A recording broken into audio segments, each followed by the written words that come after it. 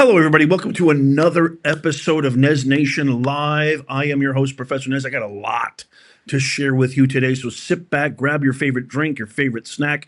Your boy Nez is going to take great care of you. We're going to be talking about Laken Riley's murderer on trial received a verdict today. We're going to talk about that. Jay Leno, you might remember him if you're as old as I am. If you're not, you might be like, who the hell's Jay Leno? Jay Leno was the former host of The Tonight Show. You know, this guy, hey, how you doing? It's me, Jay Leno. And he was a huge comedian, legendary, was number one at NBC for the longest time. He had a horrific accident today. And whether you like him or not, I think you're going to love what I'm going to share with you, because I think it's something that's emblematic of our times, emblematic of where we want to go. And it's a beautiful story. So it's horrific, but it has a happy ending. We're also going to talk about the Department of Government efficiency not being such a new concept. I'm going to play for you a video from the great economist Milton Friedman, who was interviewed decades ago about abolishing, a lot of the bureaucratic departments in the government and what he thinks about that. It's amazing. But first, my fellow Americans, it feels like a new morning. As I'm sitting here right now, I'm vacationing. Obviously, I'm not in my studio. I've got the beautiful sunrise coming in right now on my face. I wish I could convey to you the poetic majesty of this moment. The video I'm about to share with you feels like something we've wanted, something that can circumvent and finally shoo away the dark ages that have pervaded us over the last 4 years. Laken Riley's family, God bless you. God bless America. God bless all the victims of these illegal criminal migrants that were flown over here by the Biden-Harris administration. Watch this verdict read right now. Count 1, malice murder. I find the defendant guilty. Count 2, felony murder. I find the defendant guilty. Count 3, felony murder. I find the defendant guilty. Count 4, felony murder. I find the defendant guilty. Count 5, kidnapping with bodily injury. I find the defendant guilty. Count 6, aggravated assault with intent to rape. I find the defendant guilty. Count 7, aggravated battery. I find the defendant guilty. Count 8, obstructing or hindering a 911 call. I find the defendant guilty. Count 9, tampering with evidence. I find the defendant guilty. God bless you, America. God bless you, the criminal justice system that actually works sometimes when it's not being weaponized against a political opponent. God bless the family. Everybody in the comments right now, I want to see a prayer. I want to see an amen for the family of Laken Riley and hopefully thousands of other Americans who have fallen prey to this insidious, evil launching of an invasion in our country by none other than, quote unquote, the enemy within, Joseph R. Biden and Kamala, the phony-in-chief, Harris. This is a fact. They flew in Jose Ibarra, who you just saw on your screen, who was convicted guilty. They flew him in on our tax dollars to a swing state, Georgia, and millions of other illegal criminal migrants. Why? Not because they care about you, not because they care about me, because they're hypocrites, because they knew they couldn't beat Donald Trump legitimately. This is the greatest scandal in American history. They think Nixon was bad. This is a billion times worse than anything Watergate could have propagated, which I got a lot to say about that as well. This is the greatest scandal in American history. Why are the real criminals not standing trial? And Trump, who's now president-elect, who's going to be sworn in January 20th, 2025, with all intents and purposes, he seems that, retribution, revenge, vindictiveness are not in his vocabulary anymore. And I actually applaud that. He's a bigger man than me. Because if it were me, I'd go after these bastards with all the full-fledged force and all the fullest extent of the law. But you know what? He's accepted Morning Joe and Miko Russian spy Brzezinski. He's turned the other cheek. He met with Biden. He's okay with Kamala. He's okay with all of them. He's not even going to go after Cash Money G. Fannie Willis or even Letitia Big Shame James because he knows all of those trials are shams.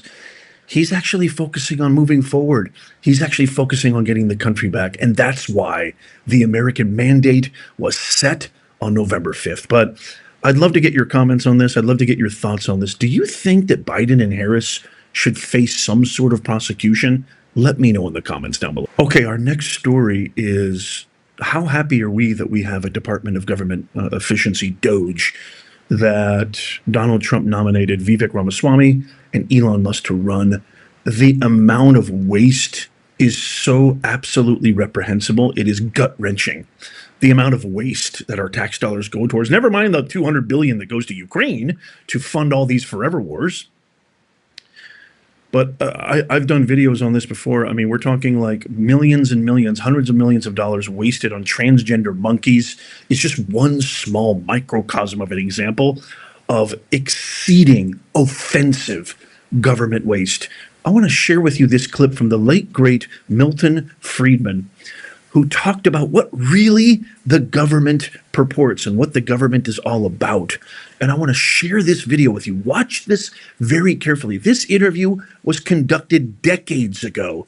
Listen to him. Apparently, slashing the government is nothing new and should have been implemented decades ago. Watch this. So I want to just go right down the list quickly and have you give me a thumbs up or thumbs down. Keep them or abolish them. Department of Agriculture. Abolish. Gone. Department of Commerce. Abolish. Gone. Department of Defense. Keep. Keep it. Department of Education. Abolish. Gone. Energy. Abolish.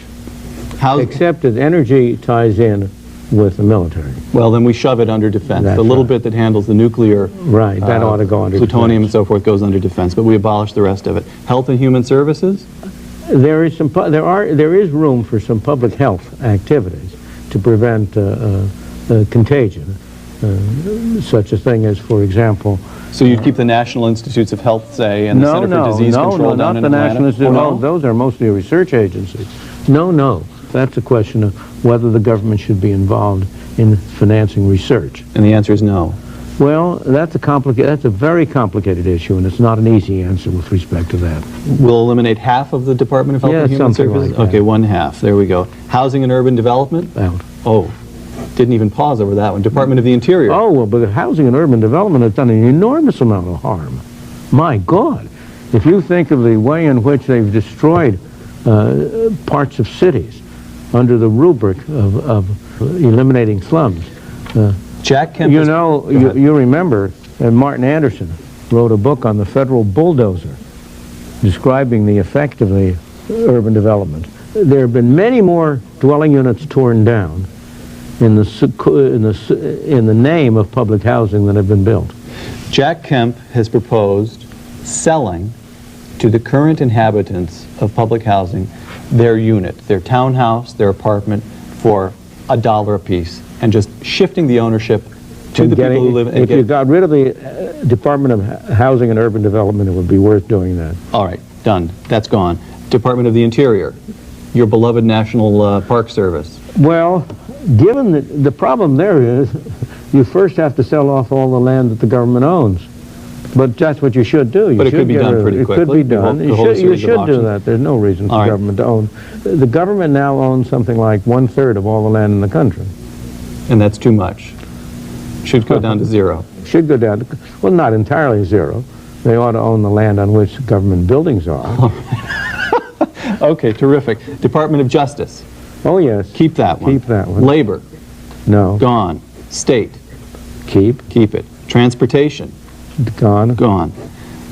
The Treasury, You have to keep it to collect taxes. all right, collect taxes through the Treasury. Not Veterans necessarily. Affairs, You can regard the veteran affairs as a way of paying essentially salaries for services of those who have been in the armed force. But you ought to be able to get rid of it. you should be able to just pay it off. Pay it off. pay off lump sums, perhaps. right. And just get rid of it. Okay, Milton Friedman, if you are made dictator for one day, the next day the American government... No, I don't No? want to be made dictator. You wouldn't? I don't believe in dictators. Okay. I believe we want to bring about change by the agreement of the citizens. I don't believe in arbitrary rule. Let me put it this way then. If we can't persuade the public that it's desirable to do these things, we have no right to impose them, even if we had the power to do it. All right. From 14 departments down to four and a basic half. fundamental functions. What are its fundamental functions? Preserve the peace, defend the country. All right. Provide a mechanism whereby individuals can adjudicate their disputes. That's the Justice Department. Protect individuals from being coerced by other individuals. The police did the function. Right. And now, this is both the central government and the state and local governments. The police function is primarily local and central. Right. And those are the fundamental functions of government, in my opinion. Milton Friedman, thank you very much. Can't wait to get your comments on this. There you have it from Milton Friedman, the great legend, Milton Friedman, legendary economist and thinker. So this is nothing new. And as a matter of fact, sounds very congruent with what the framers, the founders of our country, the framers of the Constitution envisioned government's responsibility to be. But one could argue that perhaps FDR era and post-FDR era has created this welfare state and expanded the role of government in ways that is far overreaching what its original premise was. But I would love to hear your thoughts on this. You know, we just passed $36 trillion national deficit, the largest we've ever had in American history. The interest that we're paying on that alone supersedes the entire budget of our military, which is astounding, absolutely astounding. I truly believe Vivek and Elon come January 20th, 2025, and you can already see, follow me on X because I post a lot on X. I'm at Professor Nez on X. You can see a lot of posts from Vivek and Elon talking about all the ways in which they're already strategizing, they're already ruminating on all sorts of things that they want to launch as soon as these heathens get out of office. I truly believe that $36 trillion deficit over the next 4, hopefully 8 to 10 years is going to turn into a surplus. The amount of waste that they're going to find and the amount of waste that they're going to extinguish from this already overreaching big brother, huge expanse of government is going to be glorious, and it's going to benefit all Americans. Trump just nominated Howard Lutnick to head up the Secretary of Commerce position. And Lutnick is a big believer in tariffs. And he talked at that world-renowned MSG rally in Madison Square Garden. He talked about the fact that there was no such thing as the IRS. There was no such thing as income taxes at the turn of the century in the early 1900s, that we were abundantly prosperous through the power of tariffs. Can you imagine? Trump's already talked about this. Can you imagine, my fellow Americans, that coupled with the Department of Government Efficiency, DOGE, and Howard Lutnick heading up the Department of Commerce, actually cutting mountains of waste, perhaps even, dare I say, abolishing the IRS, no more income tax, but maybe implementing tariffs and a flat purchase tax, which, by the way, Huckabee, when he ran for president many, many decades ago, actually proposed this, which I thought was a brilliant proposal, a flat purchase tax. So that way you get all the drug dealers, the money launderers, the criminal organizations who only deal in cash, who are off the grid. You really get to them with a flat purchase tax. Let's say it's 10%, 11%. I'd play a flat purchase tax of 11% if we abolish the IRS and we abolish income taxes. Could you imagine the stress and headache? I mean, I'm a business owner. I don't know, if you're a W-2 worker, it might be a lot easier. But filing taxes every year is an absolute headache. It's an absolute headache. Because, yes, I'll admit 100%, I want to give them as little as possible. If you're going to leave it up to me, you think I'm going to go out of my way to pay you after I see all the waste that you guys engage in? I don't think so. And I'm sure you're the same way, too, if you're really honest with yourself. But this could be a beautiful thing. More to come. It's going to be amazing. Holy mackerel. I want to get your thoughts on this. Okay, our next story, Jay Leno, former Tonight Show host. This reporter just happened to come upon Jay Leno, who is, like, to me, an absolute machine. The guy has all the money in the world, but that doesn't stop him from touring. I mean, the guy he does shows like 300 something odd days of the year, almost every single day. Watch what happened to him. He had this horrific accident. Remember, he got burned back in 2022 in his garage. I mean, almost burned alive, burned half his face off. And then watch this. Check this out. He fell 60 feet down a ravine. Watch this. What on earth happened to Jay Leno? Oh, your poor face. Look at my eye. Oh my gosh. Jay Leno is all bruised up. The left side of his face is black and blue. His eye is swollen shut. And look at his injured wrist. It broke my wrist, lost the nail on the finger, and then I'm all black and blue. The comedian says he fell down a 60-foot hill. I said, well, the hill doesn't look that steep. Let me take it down. And then You rolled down a hill? Oh, that's not true. no, let's show. He tumbled down. Well, I hit a bunch of rocks. It was 60 feet. Incredibly, the famous workaholic legend performed just 3 hours later without even taking a day off to nurse his injuries. Last night, he was back at it again, performing at a comedy show in Beverly Hills. This is just the latest mishap to afflict Leno in recent years.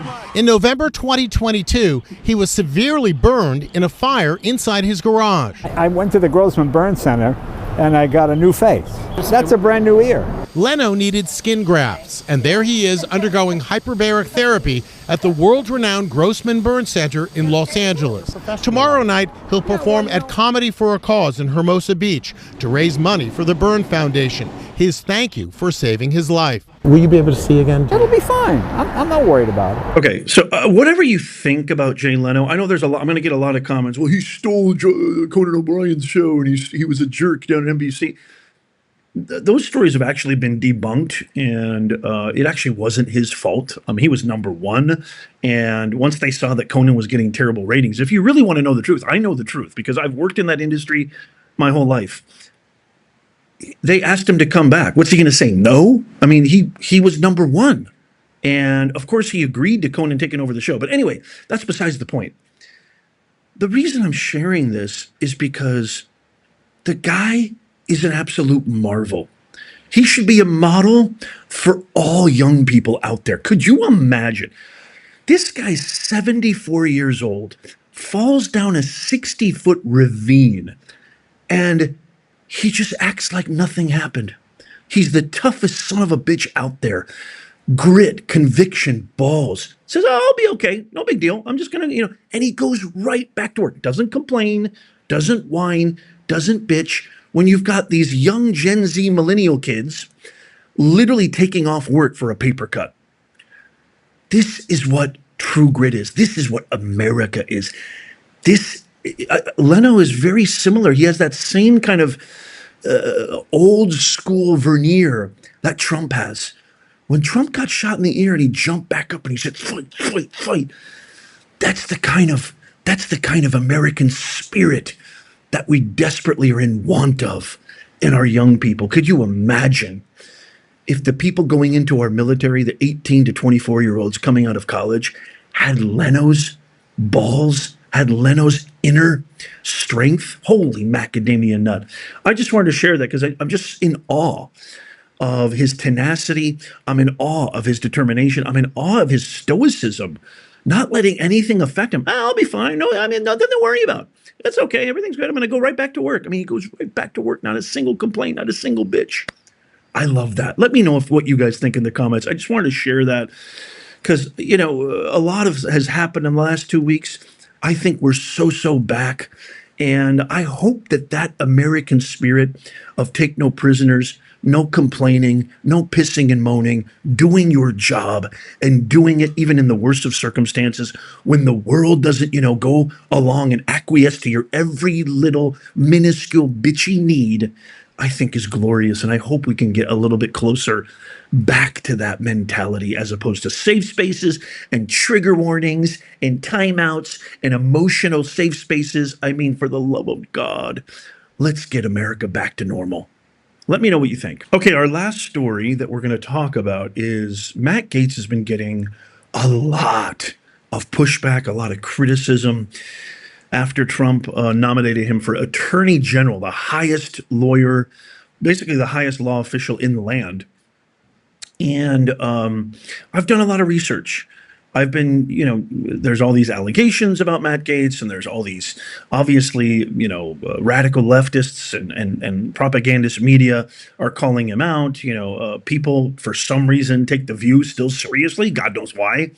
Are calling him out, and Sonny Hostin had to read this awesome, essentially, disclaimer live on the air because ABC got a cease and desist letter. But I just want to share one video that I think demonstrates, instead of talking about it, instead of telling, I'd like to show. Watch this clip of Matt Gaetz demonstrating not only his articulation, his conviction, his ability to share his love of truth, but the poetic eloquence of this argument that he makes in this video right here, when hypocrisy is full-fledged. Watch this. You didn't tell the president that you had cancer, that you were being treated for cancer, or that the treatment for that cancer had gone wrong, because you saw it as personal and medical. And I think a lot of us have empathy for you in that regard. But now that you see how personal medical decisions are, will you call for the re-recruitment, restoration of full rank and back pay for the 8,600 service members who were vax mandated out of the military? No, I won't. So on March 4th, 2021, you authored a memo. It was entitled Message to the Force. And in that memo, you said that there would be clear and swift accountability for anyone who didn't meet the highest standards of the Department of Defense. Now, however this worked out, we all acknowledge that what you did here didn't meet the highest standards, right? You made a mistake. I admitted to... Yeah, okay, so we got that. So then the question is, what becomes the clear and swift accountability? Now, you're not going to be discharged, right?